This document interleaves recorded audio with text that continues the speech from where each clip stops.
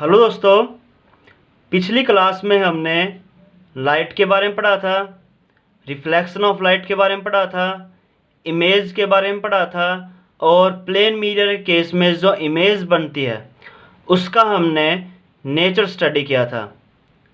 और plane mirror के बारे में बताया था कि जो घर के अंदर मिरर लगे हुए होते हैं वो प्लेन मिरर ही होते हैं। मिरर की एक साइड रिफ्लेक्टिंग होती है, दूसरी साइड ओपेक होती है और प्लेन मिरर का रिफ्लेक्टिंग सरफेस है वो फ्लैट होता है।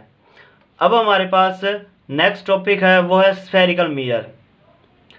तो जो मिरर गाड़ी वगैरह के अंदर और बाइक वगैरह के अंदर लगे हुए होते हैं वो स्फेरिकल मिरर ही होते हैं।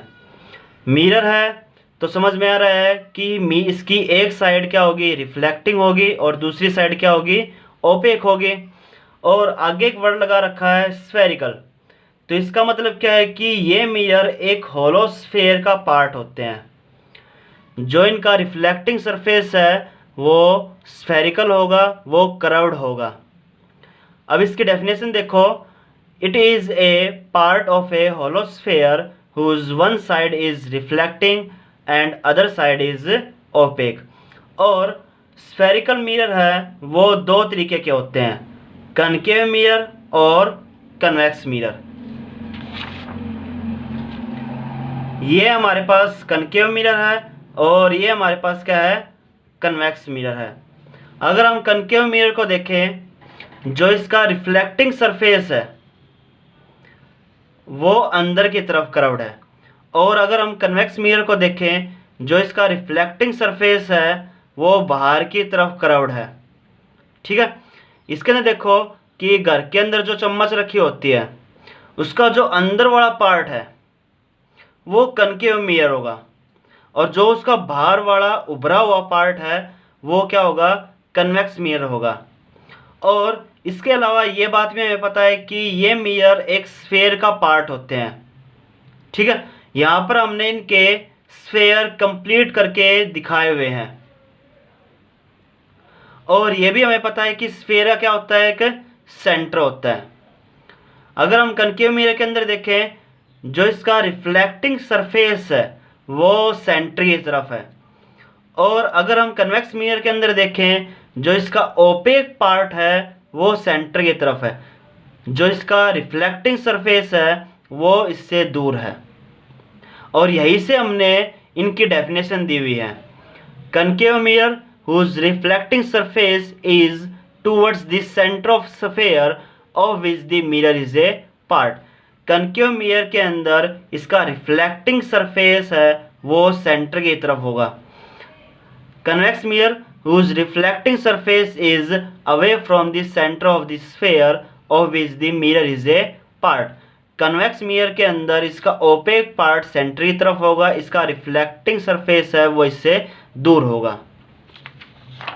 अब आगे देखिए, अब स्फेरिकल मिरर केस में एक इम्पोर्टेंट टॉपिक होता है इमेज, कि जो स्फेरिकल मिरर केस में इमेज बनती है उनका हमें नेचर स्टडी करना होता है। जिस तरीके से हमने प्लेन मिरर केस में जो इमेज बनती है उसका हमने नेचर स्टडी किया था, सेम स्फेरिकल मिरर केस में भी। लेकिन उस इमेज का नेचर स्टडी करने से पहले कुछ टर्म है जिनका हमें पता होना चाहिए। तो देखो, इसके अंदर यहाँ पर हमने कनकेव मिरर ले रखा है और ये वाला क्या है, कन्वेक्स मिरर है।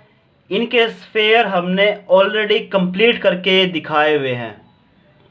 ठीक है, अब ये बात हमें पता है कि हर एक स्फेयर क्या होता है, एक सेंटर होता है। हर एक स्फेयर क्या होता है, एक सेंटर होता है। उस सेंटर का नाम यहाँ पर क्या होगा, सेंटर ऑफ कर्वेचर। ठीक है, होलो स्फेयर का सेंटर जिसका कि मिरर एक क्या है, पार्ट है, उस सेंटर का नाम यहाँ पर क्या होगा, सेंटर ऑफ कर्वेचर। और इसका सिंबल क्या होता है, सी होता है। इसकी डेफिनेशन देखो, it is the centre of the hollow sphere of which the mirror is a part. अब यह भी हमें पता है कि हर एक स्फेयर की क्या होती है, एक रेडियस होती है। हर एक स्फेयर की क्या होती है, एक रेडियस होती है, उस रेडियस का नाम यहां पर क्या होगा, रेडियस ऑफ कर्वेचर। ठीक है, होलोस्फेयर की रेडियस जिसका कि मिरर एक पार्ट है, उस रेडियस का नाम क्या होता है, रेडियस ऑफ कर्वेचर, और इसका सिंबल होता है R. It is the radius of hollow sphere of which the mirror is a part. आगे देखिए, जो ये स्फेरिकल मिरर है इसका मिड पॉइंट, इसका क्या नाम होता है, पोल, सिंबल होता है इसका पी। इस स्फेरिकल मिरर का mid point pole, the mid point of the spherical mirror is known as पोल।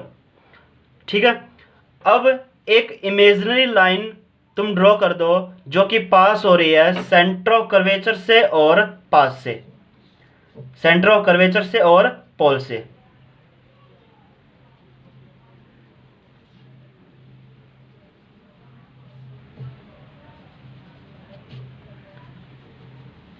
जो imaginary line centre of curvature और पोल से पास हो रही है, उस इमेजिनरी लाइन का नाम होता है प्रिंसिपल एक्सिस।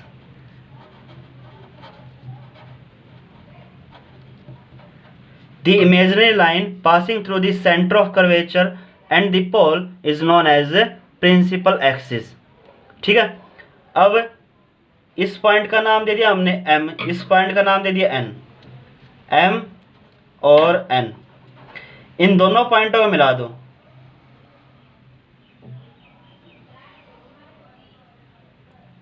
ठीक है, जो डिस्टेंस है एम एन, इस डिस्टेंस का नाम होता है अपर्चर। जो ये स्फेरिकल मिरर है इसका डायमीटर, इसका क्या नाम होता है, अपर्चर। होलोस्फेयर का डायमीटर नहीं, जो ये स्फेरिकल मिरर है इसका डायमीटर है, इसका नाम होता है अपर्चर।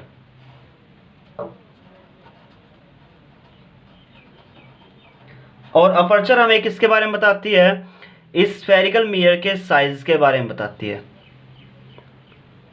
ठीक है, अब एक बात और, अगर तुम्हें स्फेरिकल मिरर के किसी भी पॉइंट के ऊपर नॉर्मल ड्रॉ करना है तो तुम वो नॉर्मल किस तरीके से ड्रॉ करोगे। सपोज करो कि यहाँ पर तुम्हें इस एम पॉइंट के ऊपर नॉर्मल ड्रॉ करना है, तो तुम क्या करोगे, इस एम पॉइंट को सेंटर ऑफ कर्वेचर से मिला दोगे। जो लाइन है इस पॉइंट के ऊपर, इस स्फेरिकल मिरर के ऊपर क्या होगी, नॉर्मल होगी। ठीक है, किसी भी स्फेरिकल मिरर के किसी भी पॉइंट के ऊपर अगर तुम्हें नॉर्मल ड्रॉ करना है तो तुम क्या करोगे, उस पॉइंट को किससे मिला दोगे, सेंटर ऑफ कर्वेचर से मिला दोगे। अगर यहाँ पर तुम्हें ड्रॉ करना है तो तुम इसको सेंटर से मिला दोगे, यहाँ पर इस पे इसके ऊपर ड्रॉ करना है तो तुम इसको क्या करोगे, सेंटर ऑफ कर्वेचर से मिला दोगे। ठीक है, नेक्स्ट पेज पे हमने पोल, प्रिंसिपल एक्सिस, अपर्चर और नॉर्मल की डेफिनेशन दी हुई है। जल्दी जल्दी देख लेते हैं इनको हम। द मिड पॉइंट और centre of the spherical mirror is called pole, और यही हमने बताया था। Principal axis, the imaginary line passes through the pole and the centre of curvature of the spherical mirror is called principal axis, और यही हमने बताया था। Aperture, the diameter mn of the spherical mirror is called aperture. Normal, normal to the spherical mirror at any point is the line joining that point to the center of curvature C। किसी भी point के ऊपर अगर तुम्हें normal draw करना है तो तुम उस पॉइंट को क्या करोगे, सेंटर ऑफ कर्वेचर से मिला दोगे। ठीक है, अब जो नेक्स्ट टर्म है वो है प्रिंसिपल फोकस। अब इसके अंदर देखो, तुमने बचपन के अंदर एक काम किया होगा, तुम एक लेंस लेते थे और एक कोई कागज़ का टुकड़ा लेते थे, तुम उस लेंस को एडजस्ट करके उस कागज़ के टुकड़े के ऊपर लाइट का एक ब्राइट स्पॉट लेके आते थे। उस लेंस को एडजस्ट करके उस कागज़ के टुकड़े के ऊपर लाइट का एक ब्राइट स्पॉट लेके आते थे, और जैसे ही लाइट का ब्राइट स्पॉट आ जाता था तब क्या होता था, वो कागज़ का टुकड़ा कुछ समय के बाद जलने लगता था। ठीक है, वो लाइट का स्पॉट एक्चुअल में क्या होता है, उस सन की इमेज होती है। और वो कागज़ का टुकड़ा जलने क्यों लगता था, क्योंकि सारी की सारी लाइट उस स्पॉट के ऊपर इकट्ठा हो जाती थी। ठीक है। वो स्पॉट एक्चुअल में क्या है, उस लेंस का फोकस है। ठीक है।